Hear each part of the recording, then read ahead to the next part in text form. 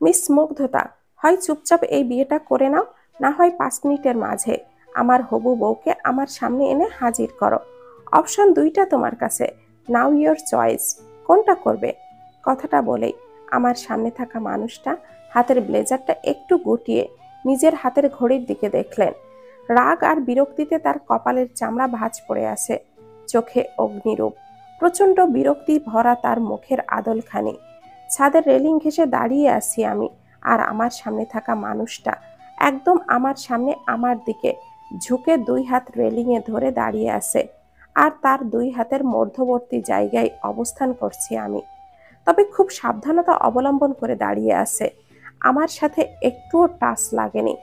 আশেপাশে কেউ নেই, ভয়ে থরথর করে কাঁপছি আমি। হৃৎপিণ্ড প্রচন্ড গতিতে দুড়ুম দুড়ুম আওয়াজে বাড়ি খাচ্ছে। ভয়ে চোখ মুখ শুকিয়ে গিয়েছে আমার, ঠোঁট শুকিয়ে গিয়েছে, বারবার জিভ দিয়ে ঠোঁট ভেজাচ্ছি। উনি আমাকে 5 মিনিট সময় বেঁধে দিয়েছেন, এরই মাঝে সিদ্ধান্ত নিতে হবে। কিন্তু কিভাবে সিদ্ধান্ত নিব আমি? তার হবু বউ, মানে আমার খালাতো বোন তো তার বয়ফ্রেন্ডের সাথে পালিয়ে গিয়েছে। এত সময় হয়তো বিয়ে শাদিও হয়ে গিয়েছে, তাকে তো কোনোভাবেই এনে দেওয়া যাবে না। সেকেন্ড অপশন মানে তাকে বিয়ে করা। ও মাই গড, কোনোভাবেই নয়। আমাকে বিয়ে করে নিশ্চয় প্রতিশোধ নিতে চাইছেন উনি। আমার উপরে অনেক রাগ, প্রতিশোধ নিতে গিয়ে এই বিয়ের অপশনটাই বেছে নিলেন তিনি। তাছাড়া আমি অন্য একজনকে ভালোবাসি। তার দিকে তাকিয়ে ভাবতে ভাবতেই তার দেওয়া টাইম শেষ, এক্ষুনি তার বেঁধে দেওয়া টাইম শেষ হয়ে যাবে বলে মনে হচ্ছে। তার হাত থেকে বাঁচার উপায় খুঁজে বের করলাম। মনে মনে ভাবছি এক্ষুনি খুব জোরে কাউকে ডাক দিব, আর নিচে থেকে মানুষ চলে আসবে, তাকে চরিত্রহীন ভেবে এখান থেকে উত্তম মধ্যম দিয়ে বিদায় করবে।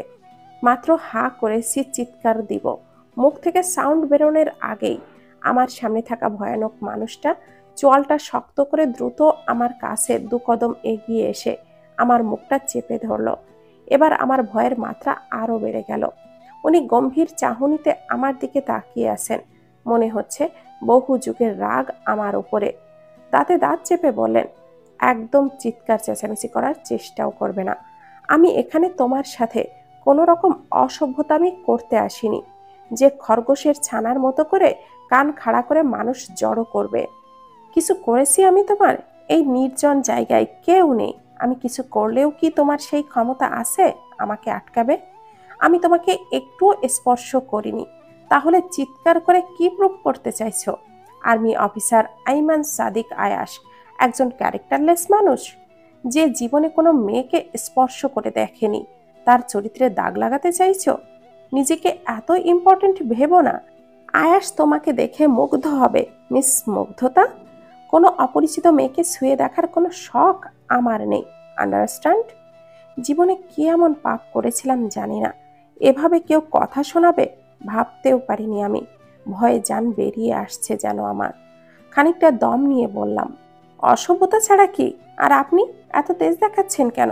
একটা মেয়েকে ধরে ছাদের কোনায় নিয়ে এসেছেন এত রাতে, এটাকে কি খুব সভ্যতা বলে? তুমি কতটা জটিল আর ঘাড়তাড়া মেয়ে সেটা আমি বুঝে গিয়েছি মিস মুগ্ধতা। আমি এমনি এমনি ডাকলে এখানে আসতে তুমি? প্রশ্ন ছুড়ে দিলেন আমার দিকে। ডান ভুরু কুঁচকে তীব্র বিরক্ত নিয়ে তাকিয়ে আছেন আমার দিকে। আমি আবারও তার প্রশ্নের উত্তর দিলাম, কেন আসবো আমি? আমি জানতাম ঠিক এমন কথাই বলতে তুমি, তার জন্যই কৌশলে এখানে আনা তোমাকে। দেখুন, আপনি এখন কি চাইছেন? কি তোমাকে চাইছি মিস মুগ্ধতা? আমাকে মানে?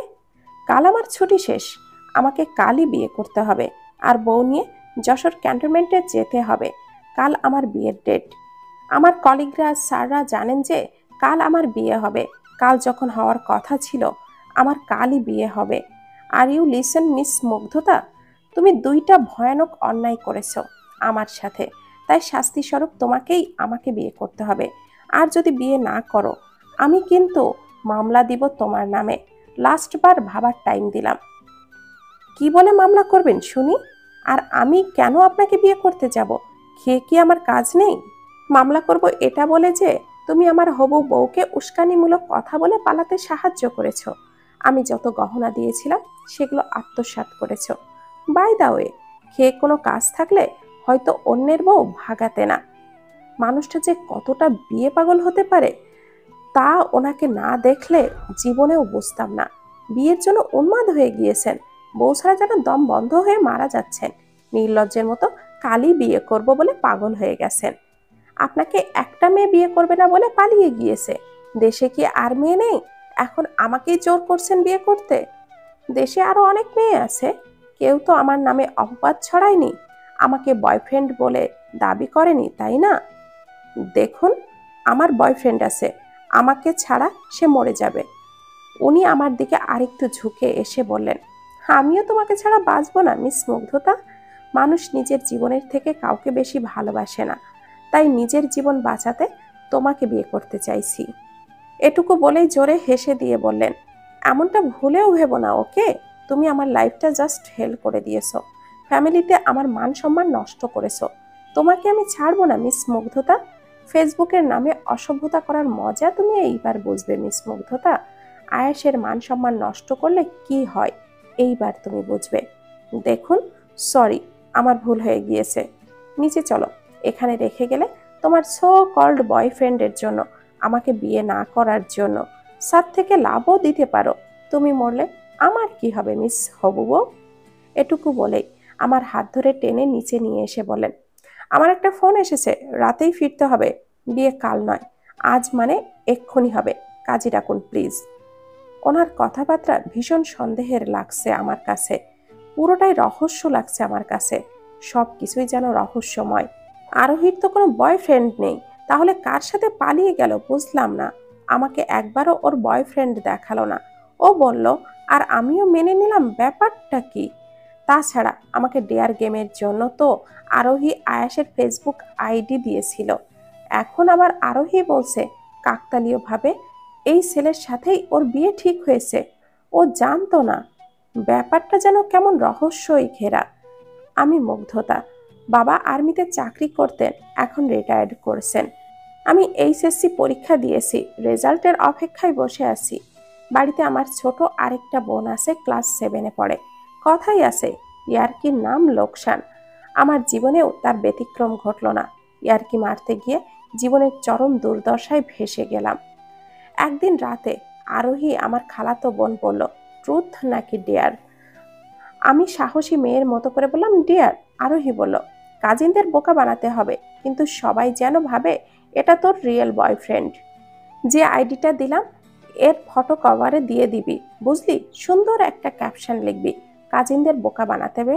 আরোহীর দেওয়া ফেসবুক প্রোফাইল থেকে তার কিছু স্টাইলিশ ছবি দিয়ে কাজিনদের দেখিয়ে বলেছিলাম, আমরা দুজন রিলেশনে আছি। মাঝে মধ্যে তার আর আমার ছবি দিয়ে ভিডিও বানাতাম, সেই সব আবার কাজিনদের দিতাম। একদিন কভারে তার ফটো দিয়ে ক্যাপশনে লিখেছিলাম, লাইফ লাইন, কিভাবে জানবো এই ছেলের সাথেই আমার খালাতো বোনের বিয়ে ঠিক হবে? ফেসে গেলাম মারাত্মক এক সমস্যায়। আমি বলেছিলাম আমাদের 5 বছরের রিলেশন, সেখান থেকে একটা ঝামেলায় জড়িয়ে গেলাম। আরোহী আবার এমনিতেই তাকে বিয়ে করবে না, তার রিলেশন আছে। বিয়ে ভাঙার জন্য আরোহী উঠে পড়ে লেগেছে। ছেলের ছবি দেখা মাত্রই আরোহী আর আমি দুজনেই আকাশ থেকে পড়লাম। যে ছেলেকে নিয়ে এতদিন মজা করলাম, সেই ছেলের সাথেই কিনা বিয়ে ঠিক হলো। তখনই আরোহী বলল, বাড়িতে বিয়ে করব না বললে কেউ মানবে না মুগ্ধ, একটা গ্রেট আইডিয়া পেয়েছি।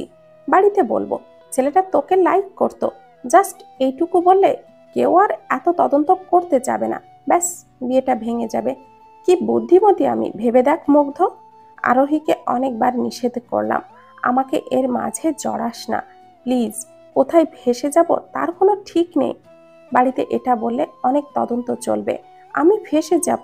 এই বিয়ে ভাঙতে আরোহী বাড়িতে বলেছে, ওই ছেলে আমাকে প্রপোজ করেছিল, আমার সাথে রিলেশন করতে চাইছিল, আর আমার ছবি নিয়ে বিভিন্ন কাপল ভিডিও বানাতো। আমাদের কাপল পিক এডিট করা বাড়িতে দেখিয়ে দিল। এটুকু আমাকে না জানিয়েই আরোহী বাড়াবাড়িটা করেই ফেললো। আরোহী বাড়িতে এইসব দেখালে সবাই আমার কাছে জিজ্ঞাসা করেছিল, ছেলেটা তোমাকে কি প্রপোজ করেছিল? আমিও মাথা নেড়ে হ্যাঁ বলেছিলাম। আবারও আমাকে জিজ্ঞাসা করা হলো, তুমি তো আর রিলেশন করোনি তাই না? আমিও মাথা নেড়ে বললাম না। সমস্যার সমাধান এখানেও হলো না। আমি যেহেতু রিলেশনে যাইনি, কেউ কাউকে পছন্দ করতেই পারে, এমন কথা বলেই এই বিয়ের সিদ্ধান্তটা নেওয়া হয়। আরোহী আমার হাত পা জড়িয়ে ধরে বলল, তাকে যেন আমি পালাতে সাহায্য করি। কি আর করার, আরোহীকে সাহায্য করলাম, সে পালিয়ে গেল। আরোহী পালানোর সাথে সাথেই দেখলাম আমার মামাতো ভাই আরোহীকে ফোন দিয়ে বলেছে, আরে গাধি, তুই পালিয়েছিস কেন? ওই ছেলে যখন মুগ্ধতাকে প্রপোজ করেছিল, বিয়ে মুগ্ধতার সাথেই হবে। কথাটা শুনেই আমার মাথাটা ঘুরে উঠল। ছেলে নাকি বলেছে আরোহী যখন আপত্তি আছে, আমি মুগ্ধতাকে বিয়ে করতে চাই। বাড়ির মানুষের আর কি কি কথা হয়েছে আমি জানি না। ছেলে পক্ষ আমার খালুর ঘনিষ্ঠ বন্ধু, তাই যা ভুল বুঝাবুঝি হোক তারা মিটিয়ে নিয়ে আত্মীয়তা আরো ঘনিষ্ঠ করে নিল। আজ আরোহীর হলুদ সন্ধ্যা ছিল। নিমিষে বিয়ে বাড়ির রং পাল্টে আজ আরোহীর হলুদ সন্ধ্যার জায়গায় লেখা হলো, আজ মুগ্ধতার হলুদ সন্ধ্যা। আচ্ছা, এরা কি আগে থেকেই জানতো যে বিয়ে আরোহীর নয়, আমার সাথেই হবে? সাথে সাথে আমার নামের হলুদের কার্ড কোথায় পেল এরা? আমার গায়ের মাপের ব্লাউজ, আমার হাতের মাপের চুড়ি সবই যেন আমার জন্য তৈরি ছিল। বরপক্ষের পাঠানো গহনা, ব্লাউজ হুবহু আমার মাপেরই। আরোহী তো আমার থেকে একটু মোটা, এই ব্লাউজ তো ওর হবে না, হুবহু আমার গায়ের মাপের। এটা কিভাবে সম্ভব? সবটাই যেন রহস্য লাগছে আমার কাছে। পরিবারের সবাই হাসি খুশি, কিন্তু কেন? এক মেয়ের বিয়ে ভেঙে সেই ছেলের সাথে বাড়ির অন্য মেয়ের বিয়ে হচ্ছে, এটা কোনো সাধারণ ব্যাপার হতেই পারে না। পরিবারের সবাই আমাকে একটা রুমের মধ্যে ডেকে নিয়ে সবাই বলল, শোনো মুগ্ধতা, জন্ম মৃত্যু বিয়ে এই সব উপরওয়ালার হাতে। আরোহী এই বিয়ে করতে রাজি হচ্ছে না, আর ছেলেটাও তোমাকে পছন্দ করত। তাছাড়া ছেলেটা অনেক ভালো। আমরা সিদ্ধান্ত নিয়েছি তোমার সাথে বিয়েটা দিব। রেডি হও এক্ষুনি, তোমার গায়ে হলুদ হবে। আর কাল তোমার বিয়ে। চারপাশ যেন ভূমিকম্পের মতো ঘুরছে আমার। ছিটকে গিয়ে পড়লাম আমি। কিছুতে এই বিয়ে করব না। মা আমাকে ধমক দিলেন, এমন ভালো ছেলে নাকি আর পাওয়া যাবে না কোথাও। আম্মুকে ডেকে বললাম, আম্মু, তুমি আর বাবা তো জানোই অভির সাথে আমার রিলেশন। অভি আমাকে বিয়ে করতে চায়। তবুও কেন আম্মু? আমার ফিলিংসটা, আমার পছন্দটা কি কোনো দাম নেই তোমাদের কাছে? আম্মু দাঁত কিড়মিড়িয়ে বলল, এই অভি তোমার মাথাটা নষ্ট করেছে। যদি তুমি এই বিয়েটা না করো, তোমার বাবা আর আমি সুইসাইড করব। অভির কাছে যেতে হলে আমাদের লাশের ওপর দিয়ে যেতে হবে। পারবে?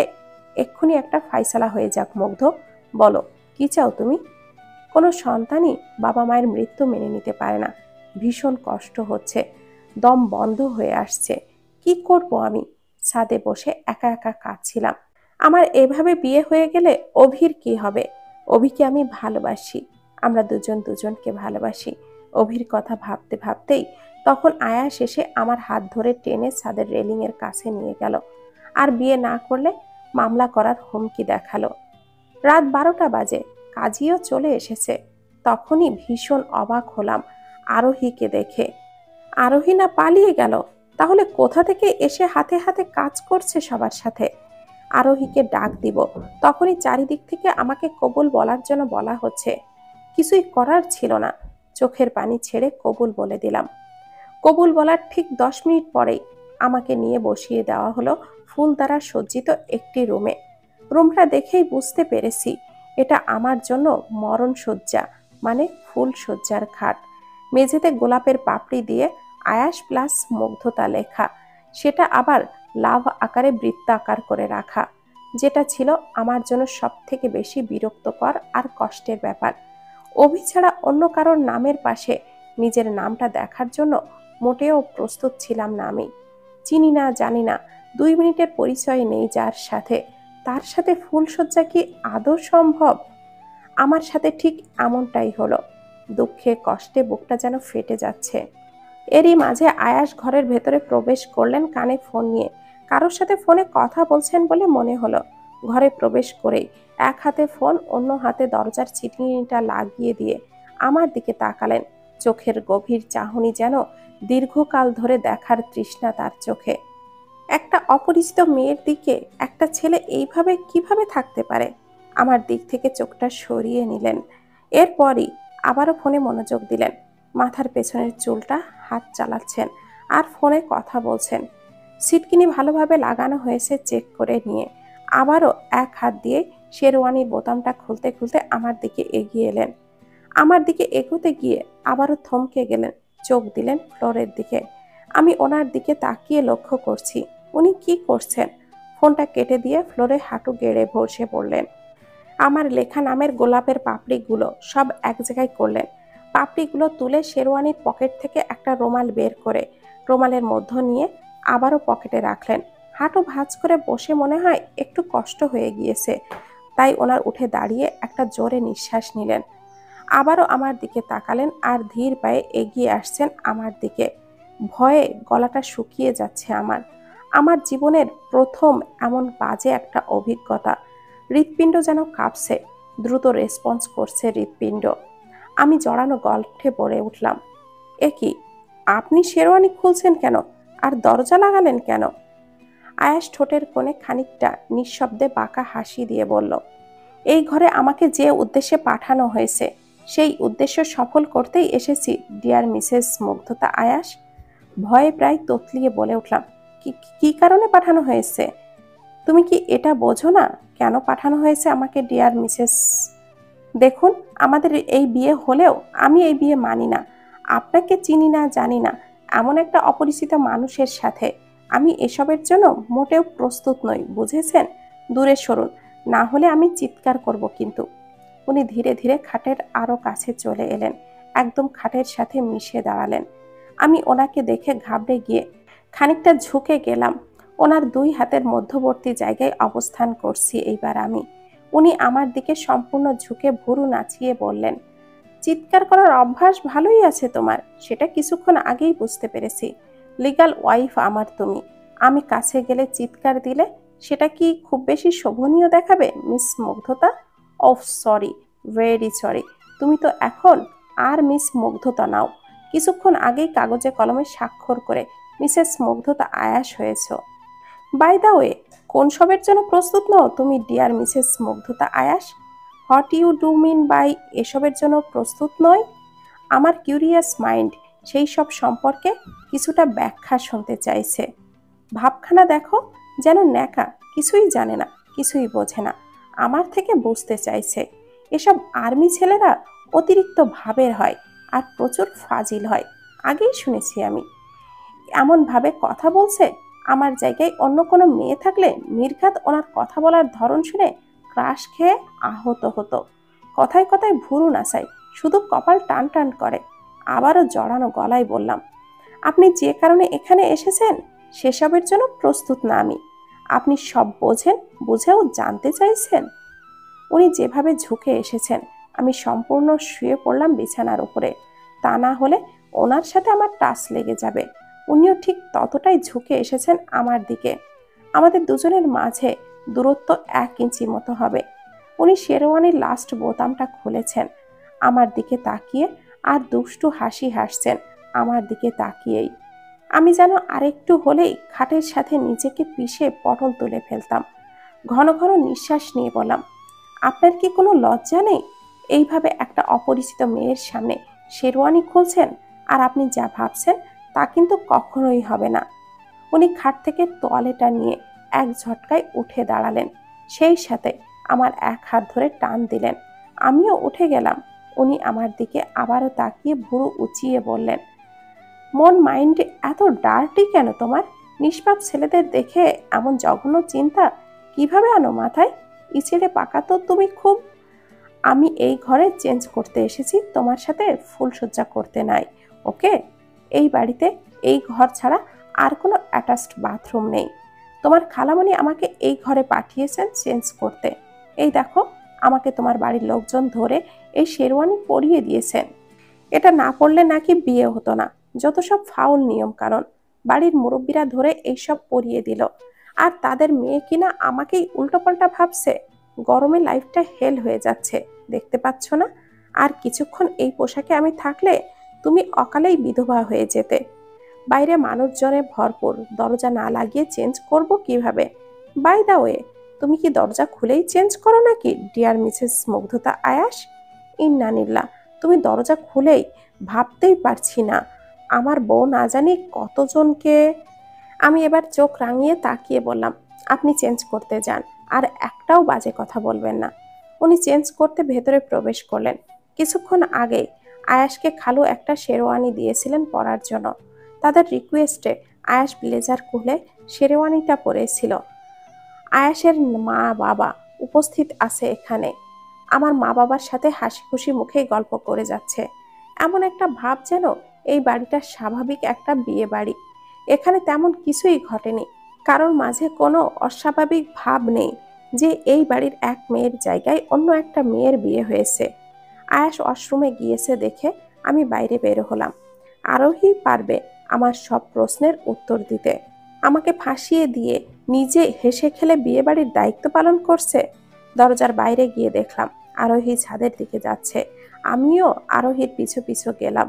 আরোহীকে ছাদে গিয়ে নিরিবিলি যা বলার বলবো। হঠাৎই আরোহীর একটা কথায় আমার দুপা থামিয়ে দিলাম। আমি ভীষণ অবাক হয়ে গেলাম অহনার একটা কথা কানে আসাতেই। আরোহী ফোনে কাউকে বলছে, আমার সব চেষ্টা সফল, মুগ্ধতার বিয়ে আমি দিয়ে দিয়েছি, আমার রিভেঞ্জ আমি ঠান্ডা মাথায় নিয়েছি। ফোনের ওপাশ থেকে একটা মেয়েলি কণ্ঠ বলছে, আয়াস কি সবটা জানে? আয়াস সবটাই জানে, আর জেনেই মুগ্ধতাকে ভালোবাসে। ফোনের ওপাশের কথা আমি শুনতে পেলাম না। আরোহী আবারও বলছে, আয়াস এমন একজনকে ভালোবাসে যে আয়াসকে ভালোই বাসে না। আর আমাকে দেখ, এত ভালোবাসার পরেও সে আমার মুখের উপরে বলে দিল সে আমি নয়, মুগ্ধ তাকে ভালোবাসে। আবারও ফোনের ওই পাশের কথা আমি শুনতে পেলাম না। আরোহী বলছে, গেম তো শুরু হলো মাত্র। তাছাড়া আয়াসের কনফিডেন্স আছে সে মুগ্ধতাকে তার প্রেমে ফেলেই ছাড়বে, আর তখনই হবে আমার রিভেঞ্জ ফুলফিল। আমি যতটা কেঁদেছি ওকে ঠিক ততটাই কাঁদতে হবে। আমার লাইফটা জাস্ট হেল করে দিয়েছে। আমার মাথাটা চক্কর দিয়ে উঠল। আরোহী আমার থেকে কিসের রিভেঞ্জ নিতে চাইছে? আয়াসকে, তার মানে আরোহী ভালোবাসে আয়াসকে? দুজন দুজনকে আগে থেকেই চেনে? আয়াসের সাথে আরোহীর রিলেশন ছিল? আয়াস আরোহীকে ঠকিয়েছে নাকি? কিছুই তো মাথায় আসছে না। কি জানে আয়াস সবটা? আমাকে আয়াসের প্রেমে ফেললে কিসের রিভেঞ্জ ফুলফিল হবে? আয়াস আর আরোহীর বিয়ে ঠিক হলে আরোহী কেন পালালো? আর আয়াসই বা কেন জোর করে আমাকেই বিয়ে করলো? মাথা ভীষণভাবে ঘুরে উঠল, চক্কর দিয়ে উঠল, এবং পড়ে যেতেই কারো শক্তপোক্ত হাত জোড়া আমাকে আঁকড়ে ধরল। সাথে সাথেই আমাকে কোলে তুলে নিয়ে বলল, নতুন বউ কোথায় লজ্জায় ঘোমটা টোমটা দিয়ে চুপচাপ বসে থাকবে? তোমার শ্বশুর শাশুড়ি আছেন, তারা কি ভাববে নতুন বউ এইভাবে ছুটাছুটি করলে? মুহূর্তের মাঝেই নিজেকে আয়াসের কোলে দেখে ভড়কে গেলাম আমি। এত ঠোঁট কাটা কোনো ছেলে মানুষ হয়? যা মন চাইছে তাই বলে যাচ্ছে। আয়েশের কোল থেকে ঝাড়ি মেরে নিচে নেমে গেলাম আমি। আয়েশের দিকে রাগি রাগি মুডে তাকিয়ে আমি চলে গেলাম। বসন্তের প্রথম দিনে নিজের সাথে এমন একটা ঘটনা ঘটবে ভাবতেও পারিনি আমি। অভির জন্য মনের ভেতরে জ্বলে পুড়ে ছাই হয়ে যাচ্ছে। অভি ছাড়া পৃথিবীতে কাউকে মেনে নেওয়া সম্ভব নয়। একজনকে ভালোবেসে অন্য একজনের সাথে সংসার করা কোনোভাবেই সম্ভব নয়। মা বাবার প্রতি ভীষণ দুঃখ হচ্ছে আমার। সব কিছু জেনে শুনে কিভাবে এমনটা করলো তারা আমার সাথে। এখান থেকে যাওয়ার পরে এই বাড়ির কারোর সাথে আর কখনো কোনো কথা বলবো না আমি। আয়াস নামক মানুষটা সব কিছুর জন্য দায়ী। আমি কখনোই আয়াসকে ক্ষমা করব না। এরই মাঝে খালামণি মানে আরোহীর আম্মু আমাকে ধরে নিয়ে সেই সাজানো ঘরটাই নিয়ে এলো। খুব বেশি সাজানো নয় এই ঘরটা, তবে বেডের উপরে গোলাপের পাপড়ি দিয়ে লাভ আকৃতি করে রাখা, আর ওয়ালে টেপ দিয়ে ঘন ঘন গোলাপ লাগিয়ে রাখা। স্বল্প সময়ে এইটুকু আয়োজন বোঝাই যাচ্ছে। আর ফ্লোরে আয়েশের নাম লেখা। এখন মন চাচ্ছে এই আরোহীকে জবাই করে ফেলতে। আজ এই আরোহীর চক্করে আমার জীবনটা নষ্ট হয়ে গেল। ছোট খালামণি মানে আরোহীর আম্মু আমাকে বাসর ঘরে নিয়ে এলো। খালামণিকে বললাম, এটা ঠিক হলো খালামণি, একটা অচেনা পুরুষের সাথে আমাকে বিয়ে দেওয়া? আমার আর তোর মায়ের যখন বিয়ে হয়েছিল তোর বাবা আর খালুকেও আমরা দেখেছিলাম না। আমাদের কি সংসার হয়নি? আমাদের কি দাম্পত্য জীবনে কোনো অসুবিধা আছে? আয়াস খুব ভালো ছেলে, না হলে কি আর তোর খালু বিয়েটা দিয়ে দিত? আমি অভিকে ভালোবাসি খালামণি। একদম চুপ, বাইরে আয়াস আছে, সে যেন কিছুতেই অভির কথা না জানে, বুঝলে? মুগ্ধ, তোমার এখন বিয়ে হয়ে গেছে আর আয়াসই তোমার স্বামী। এখন পরপুরুষের কথা ভুলেও ভেবো না। অভিকে নিয়ে কম অশান্তি তুমি করনি, এইবার অভি কম করো, বুঝলে? আমি কিন্তু পালিয়ে যাব অভির সাথে, খালামণি, বলে দিলাম। তোমার স্বামী আর্মি অফিসার, কাজটা খুব সহজ হবে না মুগ্ধ। আয়াসকে এতটাও দুর্বল ভেবো না মুগ্ধ। এরই মাঝে আরোহী গালের সবগুলো দাঁত বের করে হাসতে হাসতে আয়াসকে নিয়ে রুমের ভিতরে প্রবেশ করলো। আমার জীবনটা এইভাবে জ্বালিয়ে দিয়ে আরোহী দাঁত বের করে কিভাবে হাসছে, ওর কি একটুও লজ্জা লাগছে না? সাথে আরোহীর ভাই অয়ন ভাইয়ার বউ পিহু ভাবি, ভাবির হাতে এক থালা দুধ ভাত। আমার সন্দিহান মন বারবার ভেবে যাচ্ছে, এই দুধ ভাত দিয়ে কি হবে? ভাবি বলল, আয়াস ভাই, আমার ননদের পাশে গিয়ে বসো। আয়াস জুতা খুলে আমার পাশে এসে বসলেন। আরোহী যেন আমাকে চেনেই না, আয়াসের পাশে বসে গল্প করেই যাচ্ছে। ভাবি বলল, এখন দুধ ভাত খাওয়ানোর পালা, বিয়ের পর স্বামী স্ত্রী দুজন দুজনকে খাওয়াতে হয়। আয়াস নিচের ঠোঁটটা কামড়ে মৃদু মৃদু হাসছে। রাগে সমস্ত শরীর পুড়ে যাচ্ছে আমার। আমাকে কিনা এখন এর হাতে খাবার খেতে হবে? আমি এক বাক্যে বলে দিলাম, আমি এসব পারবো না খাওয়াতে। আয়ার সাথে সাথেই আমার দিকে তাকালো। ভাবি বলল, তুমি না বললে কি হবে? বিয়ের দিন কোণে চুপচাপ বসে থাকো, আমরা যা করব সেটাই হবে, বুঝলে? ভাবি আয়াসকে বলল, মুগ্ধতার মুখে খাবার তুলে দাও। আয়াস নির্লজ্জের মতো খাবার নিয়ে আমার মুখে দিয়ে বলল, না খেলে হাত সরাবো না। তার হাত সরাতেই দ্রুত খাবারটা গিলে ফেললাম। এবার মুগ্ধতার পালা। আমাকে কয়েকবার বলাতে কাজ না হয়, ভাবি আমার হাত ধরে আয়াসের গালে দুধ ভাত দেওয়াতে গেলে আয়াস আমার হাত কামড়ে ধরে রেখেছে। এমনভাবে ধরেছে ব্যথাও পাচ্ছি না, আবার হাতও বের করতে পারছি না। আয়াস ড্যাব ড্যাব করে আমার দিকে তাকিয়ে দুষ্টু হাসি দিচ্ছে। দাঁত কিরমির করে বললাম, হাত ছাড়ুন বলছি। কি ব্যাপার মুগ্ধতা, প্রথমে তো খাওয়াবে না, এখন হাত সরাতেই চাইছো না? আরোহী বলে উঠল, ভাবি চলো, তারা নিজেদের মতো করে একটু সময় কাটাক, গাড়ি এসে যাবে আবার একটু পরেই, এখনই রওনা দিতে হবে, নিজেদের মাঝে কিছুক্ষণ কথা বলো। ভাবি আর আরোহী চলে গেলে আয়াসকে বললাম, মানুষের মাঝে এটা কি করলেন? আয়াস বলল, এখন কেউ নেই, তাহলে কি এখন? আমার কাছে আসার ভুলেও চেষ্টা করবেন না, আপনি একটা ঠক, ছোট লোক মানুষ। আয়াস উঠে গিয়ে হাত ধুয়ে বললেন, নেক্সট টাইম না জেনে শুনে কিচ্ছু বলবে না, আমি আন্দাজে কথা বলা পছন্দ করি না একদম। এক্ষুনি ব্যাগ গুছিয়ে নাও, আমাদের বেরোতে হবে। বাইরে গাড়ির হর্ন দিচ্ছে বারবার। এরই মাঝে দেখি আম্মু আর খালামণি আমার ব্যাগপত্র সব গুছিয়ে রেখেছে। আমাকে এক্ষুনি আমার প্রিয় বাড়িটা ছেড়ে বিদায় নিতে হবে। কেমন দুঃস্বপ্নের মতো বদলে গেল সবকিছু। একটা রাত আমার জীবনটা বদলে দিল। অনেক রহস্য অজানা থেকে গেল। নিজের প্রেমিকের বিয়ে দিয়ে আরোহীর নিশ্চয়ই অনেক কষ্ট হচ্ছে। আজ আর আরোহীর সাথে এই ব্যাপারে কোনো কথা বলার সুযোগ হলো না। এক্ষুনি বিদায় দেওয়া হবে আমাকে। অভিকেও বলা হলো না যে আমার বিয়ে হয়ে গিয়েছে। অভি, এই নিউজটা কিভাবে দিব আমি অভিকে? অভি আর আমাকে নিয়ে এমন একটা বিয়ের স্বপ্নই তো আমি দেখেছিলাম। মা বাবা জেনে শুনেই বা কেন অভির সাথে আমার বিয়ে দিল না? এই আয়াসকে ঘিরে কি কোনো অন্য কাহিনী আছে? সবটাই অজানা আমার। একরাশ অভিমান নিয়ে রওনা হলাম শ্বশুর বাড়ি। প্রচন্ড কান্না পাচ্ছে, কষ্ট হচ্ছে, তবুও চোখের পানি না ফেলে গাড়িতে উঠে গেলাম। মা বাবার প্রতি রেখে গেলাম ভীষণ রাগ, ক্ষোভ আর অভিমান। জীবনটা তো এমন না হলেও পারত। একটা মেয়ে বোঝে এই কষ্ট, নিজের ভালোবাসার মানুষটাকে ছেড়ে হুট করে অন্য কারোর সাথে বিয়ে হওয়ার কষ্ট। অভির জন্য ভেতরটা পুড়ে ছাই হয়ে যাচ্ছে। কেউ আমার মুখে অভির নাম শুনতেই চাইছে না। কিছুক্ষণ আগে বিয়ে হওয়া মানুষটাকে জোর করে জুড়ে দেওয়া হলো আমার জীবনের সাথে, যাকে চাইলেও কখনো ভালোবাসতে পারবো না।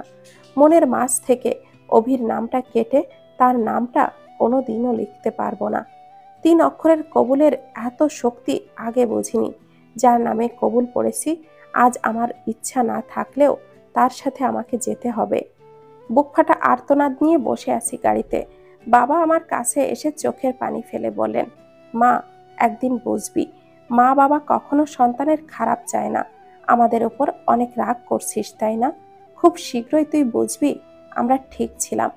বাবার এই কথার কোনো উত্তর আমি দিলাম না। ভীষণ রাগ অভিমানে কোনো উত্তর আমার দিতে ইচ্ছে করলো না। খুব বলতে ইচ্ছে করছিল, এটা কেমন ভালো চাওয়া বাবা? আমার মনের চাওয়ার কি কোনো গুরুত্ব নেই? যেখানে আমি নিজেই হ্যাপি না, কিন্তু কিছুই বললাম না আমি। আম্মু ওপসে কাঁদছে, খালামণি বোঝাচ্ছে আম্মুকে। আমার ছোট বোন শ্রুতিও কাঁদছে খুব। মা মুগ্ধ, একটুও চিন্তা করো না, আমরা সবাই আছি তো। আর তাছাড়া এই এলাকাতেই তো তোমার বিয়ে হয়েছে। আমি রোজ 2বার করে যাব, আরোহী যাবে, তোমার খালামণি যাবে, একটু মন খারাপ করবে না। খালুর কথারও কোনো উত্তর দিলাম না আমি। কারোর সাথে কথা বলতে ইচ্ছে করছে না আমার। এদের থেকে দূরে থেকে গেলেই আমার শান্তি পাবো। বিয়ের পর মেয়ের বাড়ি থেকে একজন সাথে যায়, আমার সাথে আরোহীকে পাঠানো হলো, আর শ্রুতিকেও। এই ব্যাপারটা আরো বেশি অবাক করলো আমাকে। আরোহী, যার সাথে আয়েশের বিয়ে ঠিক হয়েছিল, বিয়েটা হলো না, অথচ তার বাড়িতে কনের সাথে কিভাবে যাবে? খুব অবাক হয়ে আরোহীর দিকে তাকিয়ে আছি আমি। আমার সব প্রশ্নের উত্তর আরোহীকে দিতেই হবে। কোন জন্মের প্রতিশোধ নিয়েছে আরোহী আমার থেকে? এর উত্তর দিতে হবে আরোহীকে।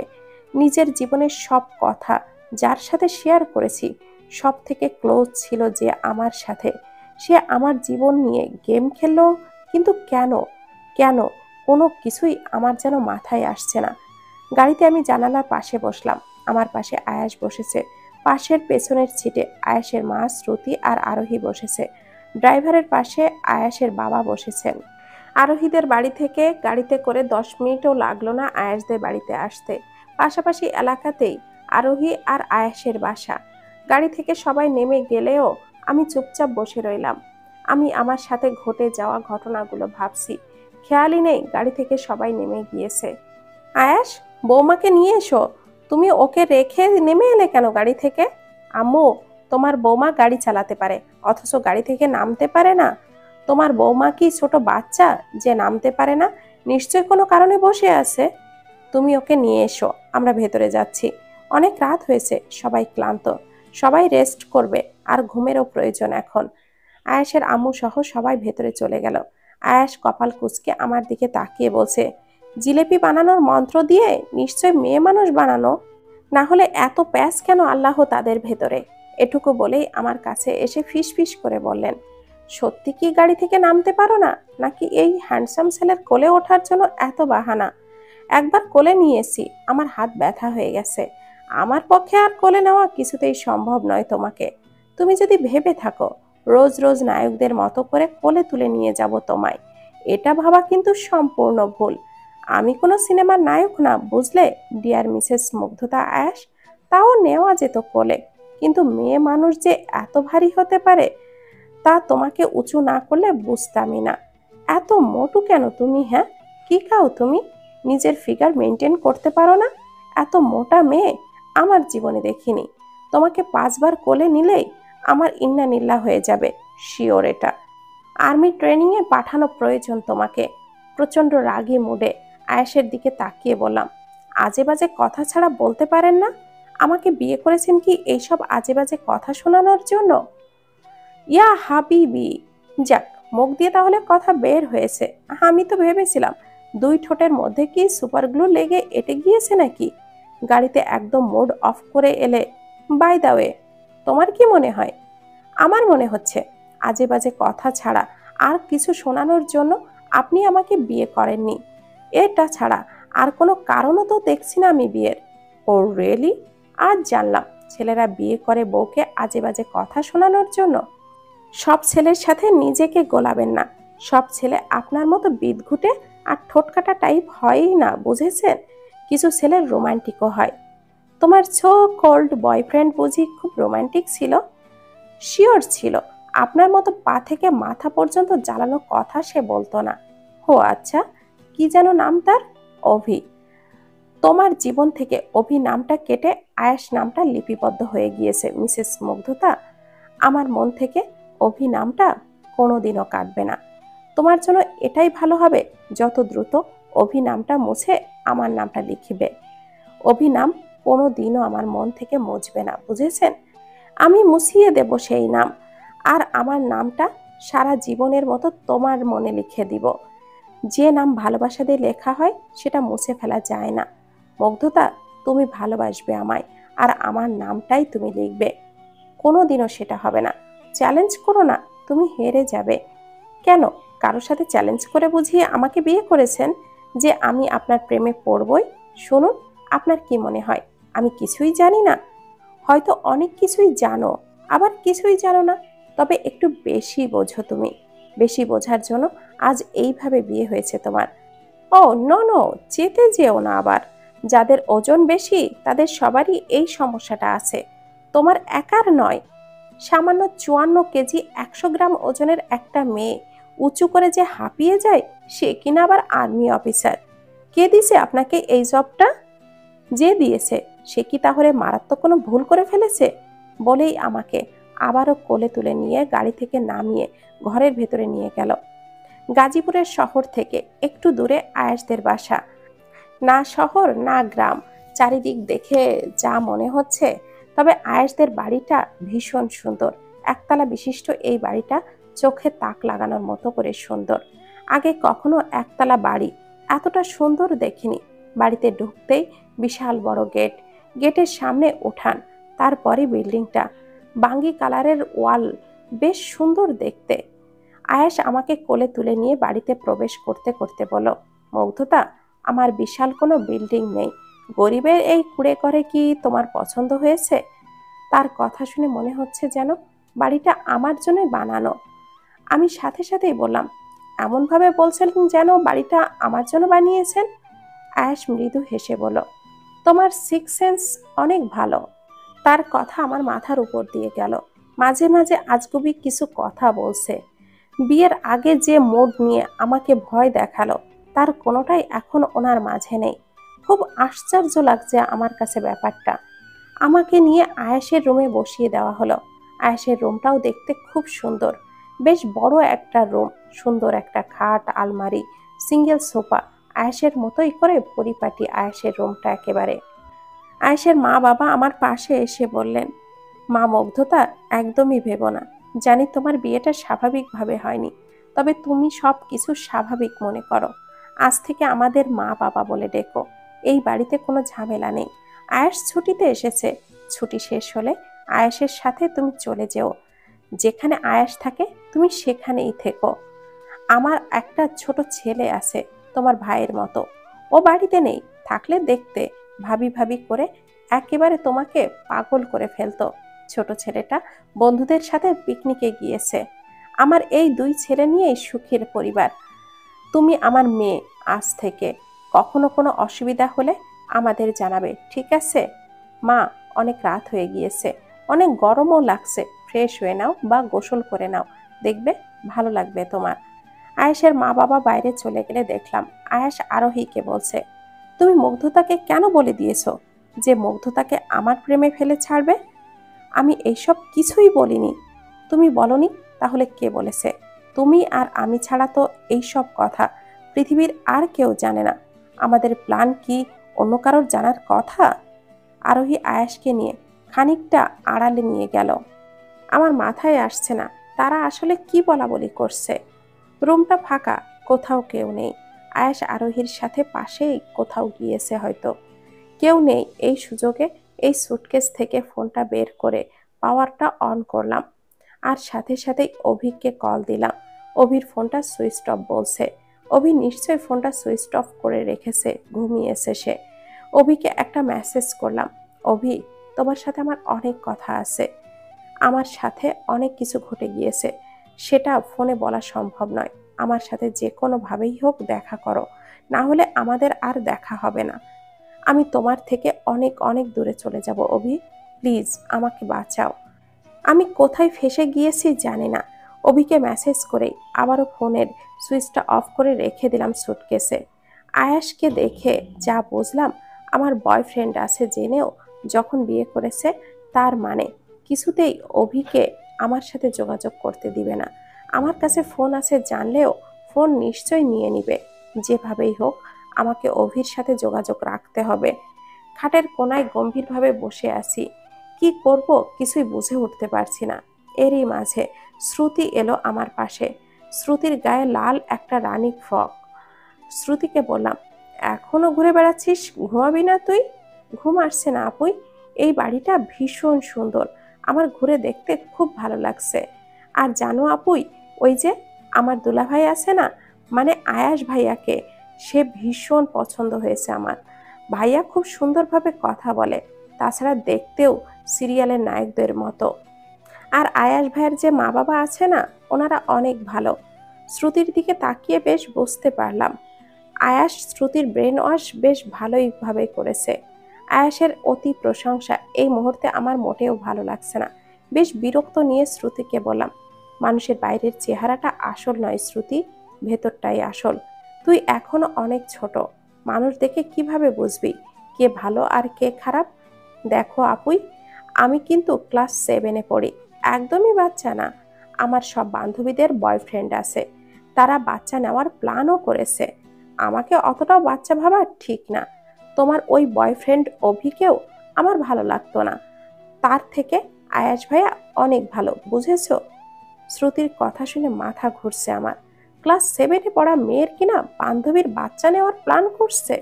আসলে কোন যুগে এসে পড়লাম আমি? শ্রুতিকে বললাম, বাবা আমার বিয়ে না দিয়ে তোর বিয়ে দিলেই মনে হয় ভালো হতো। বাবাকে আমি বলবো আমার বিয়ে যেন আয়াস ভাইয়ার মতোই কোনো হ্যান্ডসামের সাথে দেয়। আমি তোমার মতো অত রাগারাগি করব না। শ্রুতির কথা শুনে এক চক্কর মাথা ঘুরলো আমার। ভীষণ দুশ্চিন্তায় আছি আমি। মানুষের মন বলা তো যায় না। আয়াস যদি আমার সাথে ঘনিষ্ঠ হওয়ার চেষ্টা করে, আমি তো জোর করে কিছুই করতে পারবো না। এমনকি মানুষকে বলতেও পারবো না আমার সাথে কি করেছে। নিজেকে বাঁচাতে মনে মনে ভাবলাম শ্রুতিকে আমার কাছেই ঘুমোতে বলবো। শোন শ্রুতি, আমি ওয়াশরুমে যাচ্ছি চেঞ্জ করতে, তুই একটু আমার পাশেই ঘুমোবি। অচেনা বাড়ি, অন্য কারোর পাশে ঘুমাতে হবে না তোর। শ্রুতি মাথা নেড়ে বলল, আচ্ছা আপুই, তুমি যাও, আমি এখানেই শুয়ে পড়েছি। ওয়াশরুমে গিয়ে ভারী শাড়ি গহনা চেঞ্জ করে নিলাম। গায়ে একটু পানি লাগতেই ভীষণ ভালো লাগলো। এই মুহূর্তে গোসল করলে বোধহয় বেশি ফ্রেশ লাগবে। ঝর্ণা ছেড়ে গোসল করে নিলাম। কতক্ষণ গোসল করলাম খেয়াল নেই।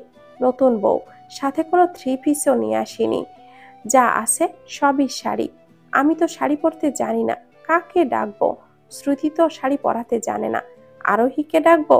ষাঁড়ের মতো চিৎকার করে নতুন বউয়ের ডাকা কি শোভনীয় দেখাবে? মনে মনে ভাবলাম শ্রুতিকে বলবো আরোহীকে একটু ডেকে দে। এই সুযোগে আরোহীকে সব প্রশ্নও করা যাবে। গায়ে খুব ভালোভাবে টাওয়াল পেঁচিয়ে ওয়াশরুমের দরজা হালকা একটু খুলে ডাকলাম, শ্রুতি, একটু অহনাকে ডাকবি? আমি শাড়ি পরতে পারছি না। কয়েকবার ডাকাডাকির পরও শ্রুতির কোনো আওয়াজ না পেয়ে দরজাটা পুরোটা খুলতেই দেখি আমার সামনে আয়াস দাঁড়িয়ে আছে। আয়াসকে দেখেই মাথাটা যেন ঘূর্ণি পাকের মতো করে ঘুরছে। লজ্জায় মন চাচ্ছে ফ্লোর ফাঁকা হয়ে যাক, আমি ভেতরে চলে যাই। সি, উনি আমাকে বিশ্রী অবস্থায় দেখে ফেললেন। এখন কি হবে? দ্রুত খুলে রাখা বেনারসি গায়ে জড়ালাম। আয়েশ আমার পা থেকে মাথা পর্যন্ত তাকিয়ে দেখছে। মানুষ এত অসভ্য কি করে হতে পারে? আয়েশকে আমি বললাম, এ কি, আপনি না বলে কয়ে নক না করে প্রবেশ করেছেন কেন? How strange! বউ আমার, রুম আমার, ওয়াশরুমও আমার। এখানে কি আসে যায় আমার নক করে আসা আর না আসাতে? আর এখন লজ্জা পেয়ে কি লাভ সুইটহার্ট? যা দেখার তা তো দেখা হয়েই গিয়েছে। আপনি এক্ষুনি বের হন আগে এখান থেকে। আরোহীকে ডেকে বলুন আমাকে হেল্প করতে। আরোহী ঘুমিয়েছে? ওকে, তাহলে শ্রুতিকে ডাকুন, শ্রুতি হেল্প করবে আমাকে। আমার একমাত্র শালিকাও ঘুমিয়েছে। উনি আমার দিকে তাকিয়ে আছেন, ঠিক যেন আমার চোখের তারার দিকে তাকিয়ে আছেন। অদ্ভুত সেই চাহনি, যেন মনোমুগ্ধকর কিছু দেখছেন উনি। আমার মুখের ওপরে ভেজা ঝিরিঝিরি কতগুলো চুল সরিয়ে কানের পেছনে গুজে দিয়ে বলেন, মুগ্ধ? আমি বেশ অবাক হয়ে বললাম, আপনিও আমাকে মুগ্ধ নামে ডাকছেন? না মানে তোমার পুরো নামটাই তো মুগ্ধতায় ভরপুর। তোমার দিকে তাকালে মনে হয় একরাশ মুগ্ধতা ছুঁয়ে গেল আমাকে। আমি চুপচাপ ওনার কথা শুনছি। ওনাকে ধাক্কা মেরে বললাম, ফ্লার্টিং করছেন? কি ভেবেছেন আমাকে এইসব বলে পটাবেন? মুগ্ধতা অত সহজে কারোর ছলনায় ধরা দিবে না। মুগ্ধতা জাস্ট টাওয়াল পরে শরীর জুড়ে পানি নিয়ে খোলা চুলে দাঁড়িয়ে আমার দ্বারা অনর্থ করতে চাও নাকি? আমার দ্বারা কোনো অনর্থ হলে আমাকে দোষ দিতে পারবে না কিন্তু। কিসের অনর্থ শুনি? আপনি ওয়াশরুমে এসেছেন কেন? আমি কি ডেকেছি নাকি আপনাকে? একসাথে শাওয়ার নিতে এসেছি, এতে প্রেম ভালোবাসা বাড়ে। হেল ইয়োর ভালোবাসা! আমি মাত্রই শাওয়ার নিয়েছি। আরেকবার নেওয়া যাবে না এমন কোনো রুলস আছে নাকি ডিয়ার মিসেস মুগ্ধতা আয়াস? ভুলভাল কিছু বললে ফিউচারে তোমাকে পস্তাতে হবে। যেদিন আমাকে ভালোবেসে ফেলবে এসব কথার জন্য নিজেই কষ্ট পাবে। You know what? আয়েশের মুখের দিকে তাকিয়ে ভাবছি, এতটা রহস্যময় কথাগুলো কেন বলেন উনি? আয়েশের গায়ের গেঞ্জি খুলে খালি গায়ে শাওয়ার নিচ্ছে। ফর্সা সরু নাকের মাথায় ছোট্ট একটা তিল আয়েশকে ভীষণ সুন্দর দেখাচ্ছে। ভেজার পরে আয়েশকে ভীষণ স্নিগ্ধ লাগছে। আমার মাথায়ও পানি পড়ছে। ইচ্ছে করছে এখান থেকে পালিয়ে যায়। বেশ অস্বস্তিও লাগছে আমার। আয়েশ আমার দিকে তাকিয়ে আমার দুই হাতের দুই কবজি ধরে বলল, পৃথিবীর সব মুগ্ধতা কি তোমার মাঝেই আছে? আয়েশের চোখের দিকে তাকিয়ে দেখলাম ভীষণ মায়া ভরা চোখেই আয়েশ কথাটা বলল। আয়েশের থেকে বাঁচতে বললাম, অসভ্য মানুষ একটা, ছাড়ুন আমায়। কি ভাবছো তোমার সাথে রোমান্টিক শাওয়ার নিলাম? নো মুগ্ধতা, লেডিস ফার্স্ট। ব্যাপারটা আমার পছন্দ নয়, এজন্যই আরেকবার তোমাকে ভেজালাম। লেডিস ফার্স্ট হতে দিলাম না। এবার সরো, আমি বাইরে গিয়ে চেঞ্জ করব। মানুষটার কি অদ্ভুত বিহেভিয়ার! উনি তো বাইরে চলে গেল, আমি ভেজা শরীরে ভেতরে দাঁড়িয়ে আছি। ভেতরে রাখা শাড়িও ভিজে গিয়েছে। বাধ্য হয়ে ভিজে চুপচুপে কাপড় আর পানি সহ রুমের ভেতরে প্রবেশ করলাম। ফ্লোর পানিতে ভিজে যাচ্ছে, কিন্তু কিছুই করার নেই। আয়েশকে দেখলাম কালো ট্রাউজার আর গেঞ্জি পরে চুল মুছছে। আমাকে দেখা মাত্রই আয়েশ আমার দিকে বলল, স্টুপিডের মতো কাজ করেছো। নিজেই ওখানে আছাড় খাবে আর আমাকেই নায়কের মতো ধরতে হবে। কোন জন্মের নায়িকা হওয়ার শখ মেটাচ্ছ বুঝলাম না। এই পড়ে গিয়ে আমার গায়ের উপরে পড়ছো, গাড়ি থেকে কোলে উঠে বাড়িতে প্রবেশ করছো, আবার একসাথে শাওয়ার নিতে প্রায় খালি গায়েই অসময়ে ওয়েট করছো। এখন আবার চাইছো আমি তোমায় শাড়ি পরিয়ে দিই, তাই না? ভীষণ রাগে মনে চাচ্ছে আয়েশের গলাটা টিপে দেই। মানুষ এত বানিয়ে বানিয়ে কিভাবে কথা বলতে পারে? আয়েশকে বিরক্ত নিয়েই বললাম, আপনার জন্ম কোন লগ্নে হয়েছিল? বাজে কথা বলার লগ্নেই, তাই না? আপনাকে নিয়ে আমি কিছুই ভাবছি না, ওকে? আরে থাক, বুঝি বুঝি, মেয়েদের বুক ফোটে তো মুখ ফোটে না। আসো, আমি তোমায় হেল্প করি। ঘরের মধ্যে তাকিয়ে দেখি শ্রুতি নেই। আয়েশকে বললাম, শ্রুতি কোথায়? আরোহীর পাশে ঘুমাতে গিয়েছে। শ্রুতি এখানে না ঘুমিয়ে চলে গেল, আমার কি হবে তাহলে সেটাই ভাবছি। এরই মাঝে আয়াস আবারও বলে উঠল, এভাবে খাম্বার মতো ভেজা কাপড়ে দাঁড়িয়ে রুমটা বন্যায় না ভাসিয়ে আগে চেঞ্জ করো। জানি নিজেও পারবে না, আর আমি হেল্প করছি। No need your help. Okay fine, আমি ঘুমোতে যাচ্ছি। সারা রাত এখানেই দাঁড়িয়ে থাকো। আয়েশকে দেখে মনে হচ্ছে গভীর ঘুমে বিভোর হয়ে আছে। রুমের সাদা আলোতে আয়েশের ফর্সা গাল আরো বেশি সাদা লাগছে। চারিদিকে নিস্তব্ধতা, শুধু ফ্যানের শব্দ ছাড়া চারিদিকে আর কোনো শব্দ নেই। আমি কি করব বুঝতে না পেরে দাঁড়িয়ে আছি। আসলে অপরিচিত জায়গায় বেশিরভাগ টাইমই ঘাবড়ে যেতে হয়। আমার ক্ষেত্রেও তার ব্যতিক্রম ঘটল না। ঘাবড়ে গিয়ে কি করব বুঝতে পারছি না। কখনো কি ভেবেছিলাম জীবনে এমন একটা পরিস্থিতির সম্মুখীন হব? আয়েশের বন্ধ করা চোখ দুটো 5 মিনিট পরে খুলে আমার দিকে তাকিয়ে বলল, এই হ্যালো নববধূ, লাইটটা অফ না করলে আমার মানে তোমার ডিয়ার হাজবেন্ডের ঘুম হয় না। শাড়ি পরতে হেল্প করতে দিলে না হয় ওকে ফাইন, আমাকে অন্তত ঘুমাতে হেল্প করো। জাস্ট লাইটটা অফ করো। আমার প্রচন্ড ঘুম পাচ্ছে, অনেক ক্লান্ত আমি। আয়েশের দিকে তাকিয়ে বুঝলাম তার সত্যি ঘুম পাচ্ছে হয়তো। কাউকে ঘুমোতে দেখলেও মনে হচ্ছে সবার মনে কতটা আনন্দ থাকলে নিশ্চিতে ঘুমাতে পারে। আমার চোখে ঘুম চিরদিনের মতো বিলীন হয়ে গিয়েছে।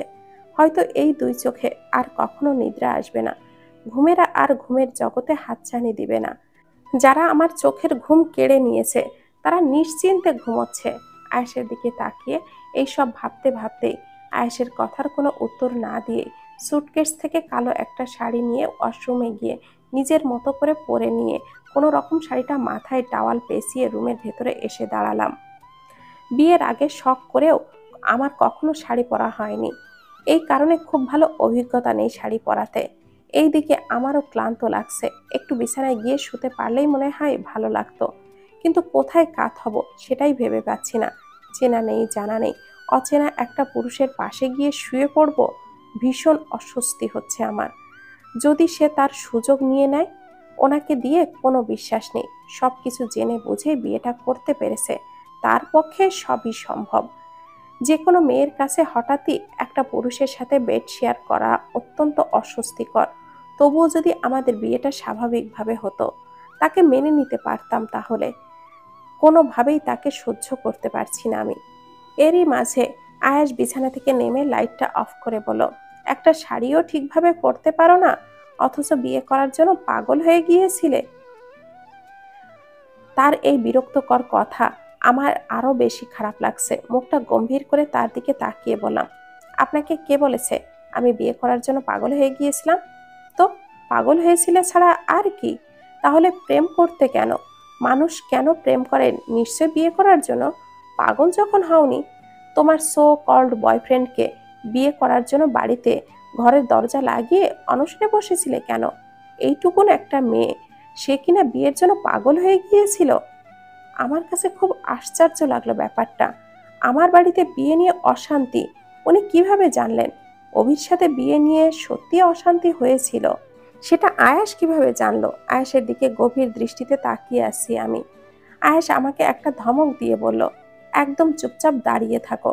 যেভাবে শাড়ি পরে আছো এমনিতেই খাম্বার মতো লম্বা তুমি, 5 ফিট 4 ইঞ্চি, মানে প্রায় একটা খাম্বা তুমি। তাতে কালো শাড়ি পেঁচিয়েছো, রাতে এভাবে দেখলে পটল তুলে ফেলবে নিশ্চিত ভূত ভেবে। সোজা হয়ে দাঁড়াও, আমি ঠিক করে শাড়ি পরিয়ে দিচ্ছি।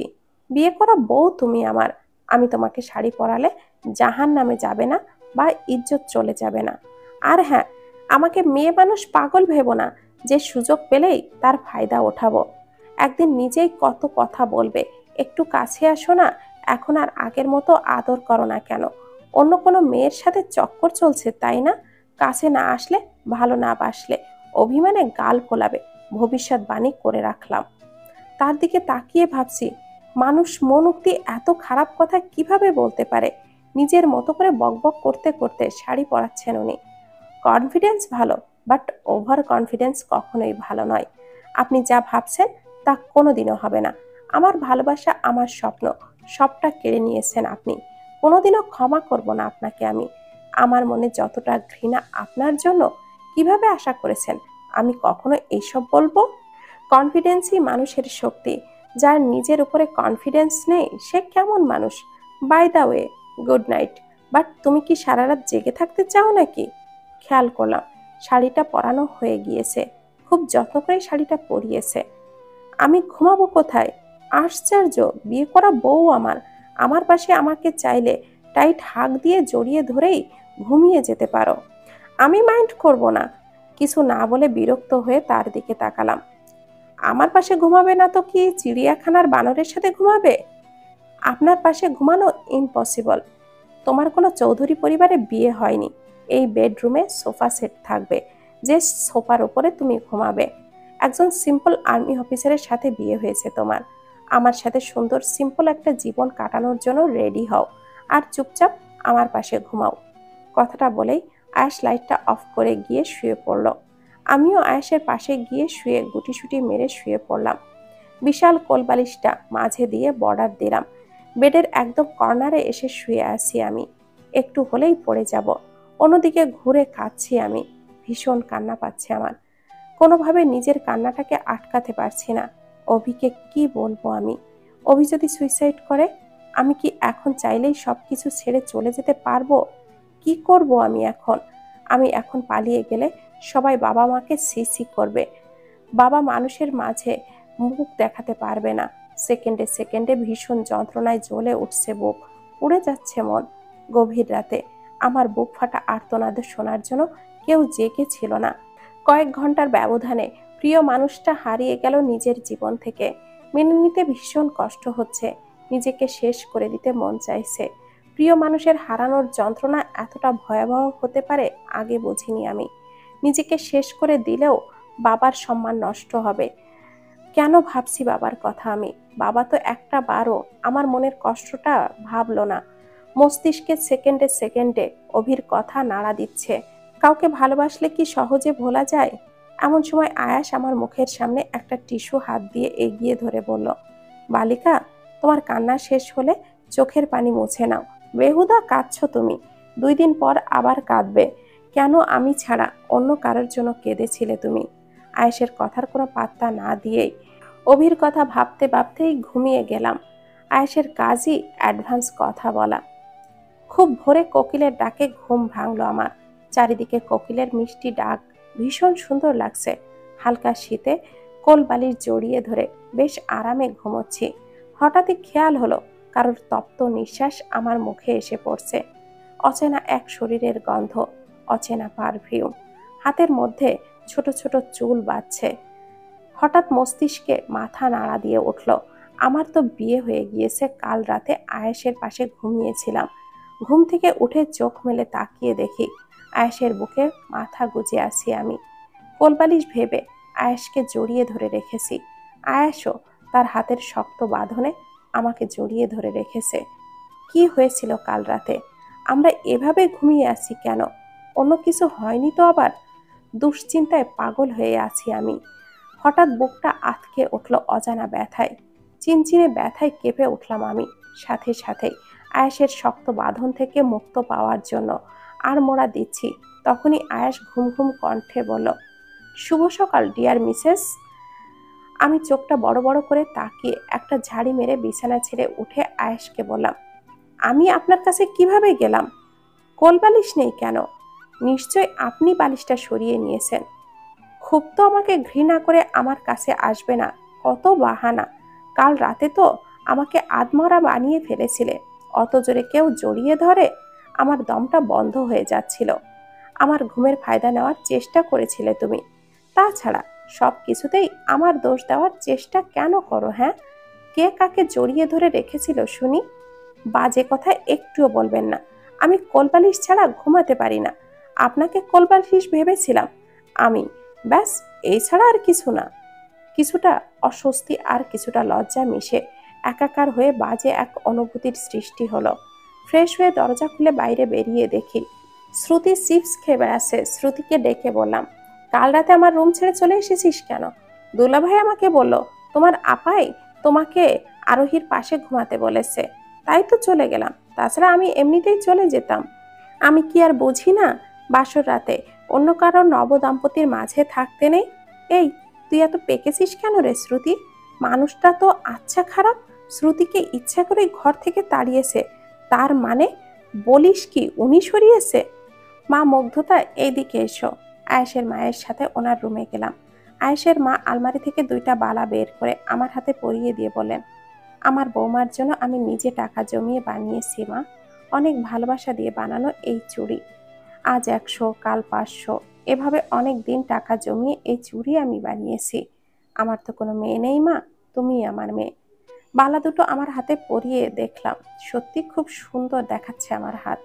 আয়েশের মাকে বললাম, অনেক সুন্দর লাগছে মা, বালা দুটো খুব সুন্দর হয়েছে।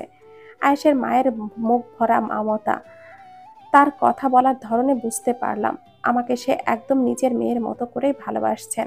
আয়েশের মায়ের ভালোবাসায় ঘেরা এই সংসার, প্রতিটা কোনায় কোনায় পরিপাটিভাবে সাজানো। আয়েশের মায়ের রুম থেকে বেরিয়ে অভির কথা ভাবছি। অভি মেসেজের উত্তর দিয়েছে কিনা ভেবে অস্থির লাগছে। নিশ্চয় কল দিয়ে দিয়ে পাগল করে ফেলেছে। নিশ্চয় অনেক মেসেজও দিয়েছে।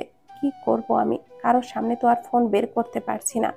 বিয়ের পরের দিন সারা দিন বাড়িতে মানুষ এসেছে বউ দেখতে, একটা বারও ফোন দেখার সুযোগ পেলাম না। সারা দিন বউ দেখাদেখির চক্করে কেটে গেল। রাতের বেলা আরোহীকে ফাঁকা পেয়ে হাত চেপে ধরে আয়েশের ঘরে নিয়ে দরজাটা লাগিয়ে দিলাম। আরোহী অপরাধীর মতো করে তাকিয়ে আছে আমার দিকে। কেন করলি এমন? কোন জনমের প্রতিশোধ নেওয়ার ছিল আমার সাথে? এসব কি বলছিস মুগ্ধতা? আমি কিনা তোর থেকে প্রতিশোধ নিব? কেন প্ল্যান করে আয়েশের সাথে আমার বিয়েটা দিলি? কেন অভির থেকে আমাকে আলাদা করলি? তুই জানতি না অভি আমার কাছে কতটা গুরুত্বপূর্ণ? অভিকে ছাড়া আমি মরে যাব আরোহী। আয়েশও তোকে ছাড়া মরে যাবে মুগ্ধ।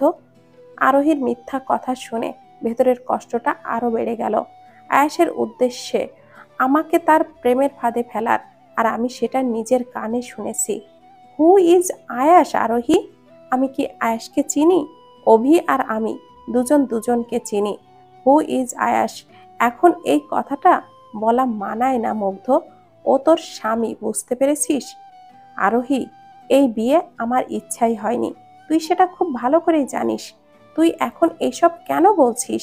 এই বিয়ের পেছনে অন্য কি রহস্য আছে? বল আমাকে তুই সবটা। তুই সবটাই জানিস, বল বলছি। মুগ্ধ, যা হয়েছে সবই পরিস্থিতির চাপে, এখানে কারোর কোনো দোষ নেই। আমি এখন কিছুই বলতে চাই না, সময় হলে নিজেই সবটা বুঝবি। তোর কোনো রহস্য জানার ইন্টারেস্ট আমার নেই আরোহী। তোকে হেল্প করতে গিয়ে আমি ফেঁসে গিয়েছি, এখন তুই আমাকে হেল্প করবি। অভির সাথে আমি পালিয়ে যাব আর তুই হেল্প করবি। তোর আর আয়েশের এইসব ঝামেলায় আমি আর নেই। আয়েশ তাহলে কাউকে ছাড়বে না মুগ্ধ, না তুই আর না অভি, তোর ফ্যামিলি।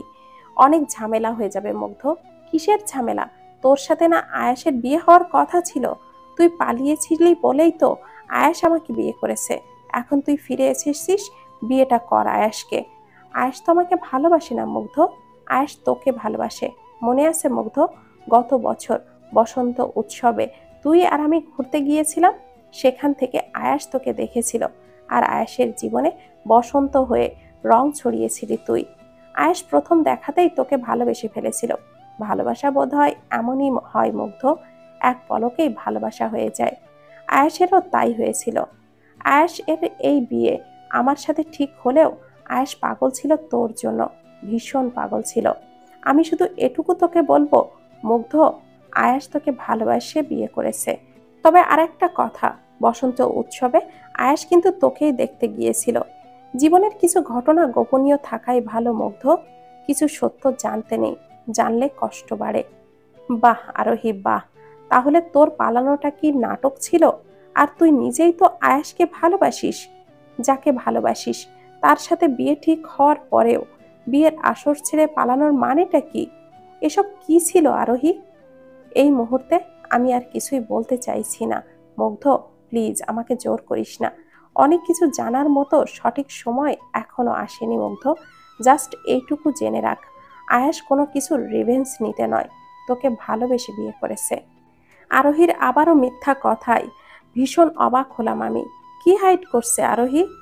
তুই আমার জীবনের এত বড় ক্ষতিটা না করলেও পারতি আরোহী। নিজে বাঁচতে আমাকে ফাঁসিয়ে দিলি।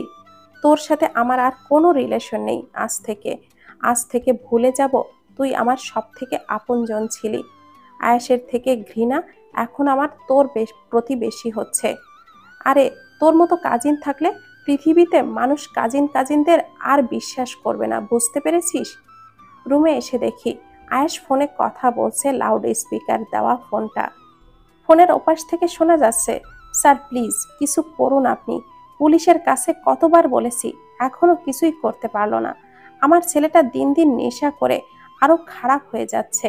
কার কাছ থেকে মাদক নিচ্ছে আমরা বুঝতে পারছি না। আমার একটা মাত্র ছেলে স্যার। আমি ডিবি পুলিশকে কনফার্ম করেছি পুরো এলাকাটা খোঁজ নিতে। চিন্তা করবেন না, অপরাধী ঠিকই ধরা পড়বে। আয়েশের ফোন কলের ব্যাপারে আর কিছুই বললাম না আমি। পরের দিন রওনা হলাম যশোর ক্যান্টনমেন্টের উদ্দেশ্যে। পরিবারের সবার থেকে বিদায় নিয়ে রওনা হলাম ছোট প্রাইভেট কারে আয়েশের সাথে যশোরের উদ্দেশ্যে পাড়ি জমালাম। কাল কোথায় ছিলাম আর আজ কোথায় চলে যাচ্ছি, জীবন নাটকের মতোই হয়ে যায় মাঝে মাঝে। সারা রাস্তা গাড়ির কাজ সরিয়ে খেয়াল করছিলাম, কোথাও অভিকে দেখা যায় না। কিন্তু অভিকে কোথাও দেখতে পেলাম না। নিয়তির এক নিষ্ঠুর খেলায় কি হেরে যাবে আমার ভালোবাসা?